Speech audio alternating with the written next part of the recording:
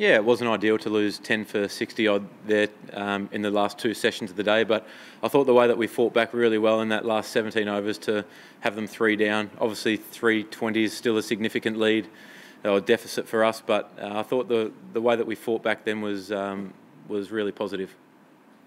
Oh, I think any time you play in the subcontinent, you know that once you get some new batters in, it can be tough to start.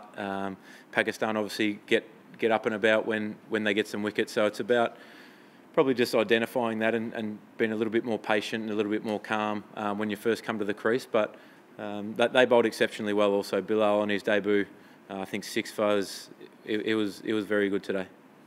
Yeah, they squeezed hard there for probably about a 10 over period. They set some straight fields. They bowled straight with a little bit of reverse swing at one end and spin at the other. It was tough going. It was a real grind. And credit to them, I think the way that they finished before lunch, that 20 minutes before lunch and then that 20 minutes after lunch was some real quality bowling. I thought that we were just about through that. As you know, in the subcontinent, on slow wickets like this, the game flows. You can go through them 40-minute periods of no runs, and then the runs flow for 15 minutes and they bring it back together. So, yeah, that was my bad for getting out right then when it was probably coming towards the end of that little period and not going on and getting through that. No, I think it was more the ball. Once the ball got a little bit softer, it starts to be a little bit more inconsistent off the wicket, but the bounce that Bilal was getting with the old ball was extraordinary. It bowled quality today, and we're going to have to come up with some really good plans in the second innings, which we've practiced hard, and it was just unfortunate that didn't show all the hard work that we've done in the lead up today. But we're still really positive that we can come out and fight really hard in the back half of this game.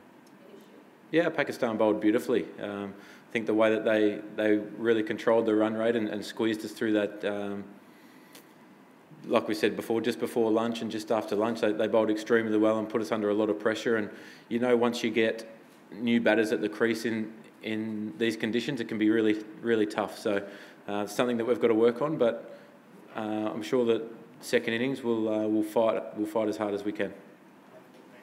Yeah, there was a lot of videos we watched, did a lot of research, but watching it on a computer screen is obviously very different to being out in a test match environment facing him. So I think the difference with him today was just the bounce. He obviously is very tall, gets over the top, puts a lot of revs on the ball, which was a challenge to start with. And I think that the way that he was very accurate as well. He didn't give us anything off the back foot, which is probably the easiest to score on a wicket like that. So just felt as though it was just his accuracy and his bounce. It was probably the difference overall.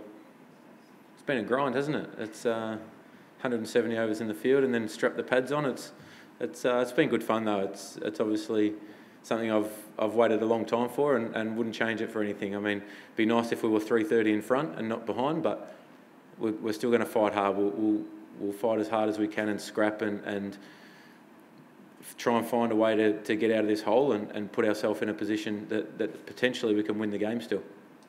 No, it wasn't panic. I think all the guys who walked in still had really clear plans with what they wanted to do and what they've been practicing, and their preparation's been fantastic in the lead up.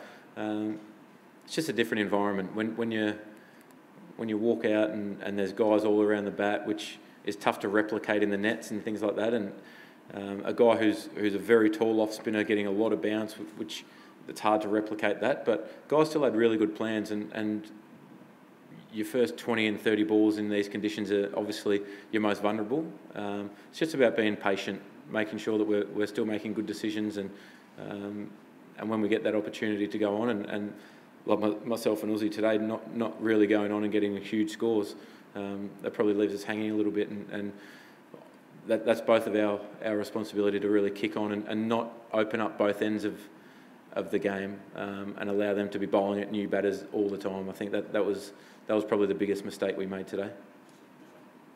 I think it's each individual has their own plan, and I think when you come down to attack versus defence, it's still about sticking to your own strengths. If that's attack, calculated risks, I think that obviously you play that way. But you're still most vulnerable in your first 20 or 30 balls. So coming in and trying to attack on a wicket that's starting to spin and starting to slow up a little bit more is going to be really tough. So I think it's sticking to your own plans and just making sure that you're as well prepared as what you can be when you walk out there. No, I don't think so. They're both super fit. Obviously, they were a little bit stiff and sore this morning, but that's expected coming into day 3 of a test when you've bowled out a lot of overs. Obviously, Nathan and John as well bowled quite a few overs in the first dig, but no, they've the other 3, not John, they've played a lot of Test cricket now. They know what it's about. So yeah, I'm sure that they're 100%. Yeah, I think it's obviously slowly deteriorating.